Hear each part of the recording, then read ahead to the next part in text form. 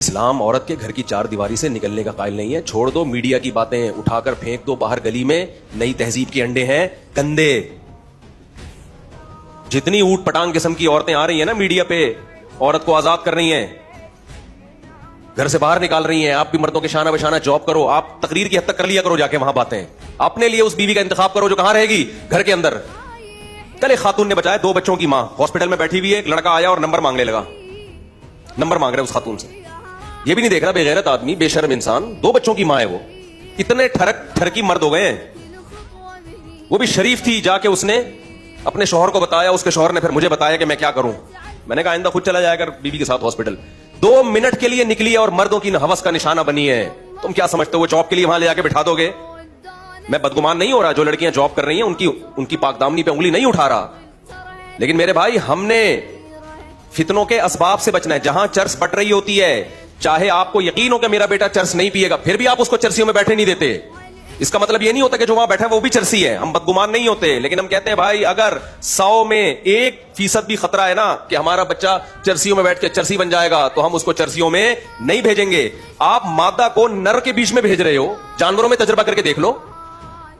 جانوروں میں حضرت مولانا شرف علی تھانوی رحمۃ اللہ علیہ سے کسی نے کہا کہ میں نے اپنی بیٹی کو لڑکوں کے کالج میں ایڈمیشن دلایا ہے, لڑکے تنگ کرتے ہیں اس کو. فرمایا کہ مرغی کو 10 مرغوں میں چھوڑ دیا اور آ کے شکایت کر رہے ہو کہ مرغے تنگ کر رہے ہیں مرغی کو. آپ کہہ سکتے ہو ہم انسانوں کو مرغوں اور گدے گھوڑوں پہ قیاس کر رہے ہیں, وہ تو انسان ہے, اور آپ بکرے پر قیاس کر رہے ہیں. بھائی صاحب آج کا انسان گدے گھوڑوں سے زیادہ ٹھرکی بنا ہوا ہے. قیاس نہیں کر رہے, ہم کہہ رہے ہیں اس سے زیادہ خراب کرے گا وہ. فحش فلمیں کھلے عام دیکھی جا رہی ہیں, کوئی روک ٹوک, اللہ کا خوف دلوں سے ختم. بہت کم لوگ ہیں جو اللہ کے خوف سے نظریں جھکاتے ہیں. کتنے لوگ ملیں گے آپ کو؟ اور آپ یہ تحریکیں چلا رہے ہو میری وائف جاب کرے گی, ایکچولی جاب کرے گی, پیسہ آئے گا, اس غربت مہنگائی میں گزار. بھائی شرم سے ڈوب کے مر جاؤ, یہ زیادہ بہتر ہے تمہارے لیے. تقریریں کرو جا کے ٹی وی میں, ٹاک شوک میں, ایکچولی عورت کی آزادی ہے, کر لیا, ہمیں کوئی اعتراض نہیں. اپنے لیے بیوی کی انتخاب, گھرداری ہے. انسان کا بچہ بننا ہے نا, زندگی کو اچھی گزارنی ہے, ورنہ وسوسے, شکوک, شبہات, پتہ نہیں کیا ہو رہا ہے. کل آپ کو کوئی بددعا دے گا, اللہ کرے مننے کے ابا مر جائے, آپ کہو کہ پتہ نہیں میں مرتا ہوں پڑوسی مرتا ہے, سمجھ میں نہیں آئے گا. میری بیگم کا کلیگ مرتا ہے, کون مرتا ہے, باس مرتا ہے.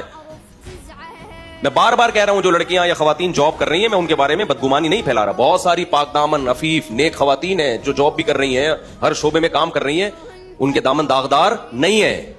لیکن وہی بات آتی ہے کہ جہاں چرس بٹ رہی ہوگی وہاں اپنی اولاد کو جانے سے بچایا جائے گا. اس بحث میں نہیں پڑا جائے گا کہ یہ چرس لے گا کہ نہیں لے گا. جہاں مرد اور عورت اکٹھے ہوں گے, چرس سے زیادہ نشہ ہے. عورت کی مرد کی طرف اور مرد کی عورت کی طرف اٹریکشن یہ چرس سے زیادہ ہے, کیونکہ یہ نیچرل ہے. چرس نیچرل تھوڑی ہے. تم نیچر سے بغاوت کر رہے ہو یار.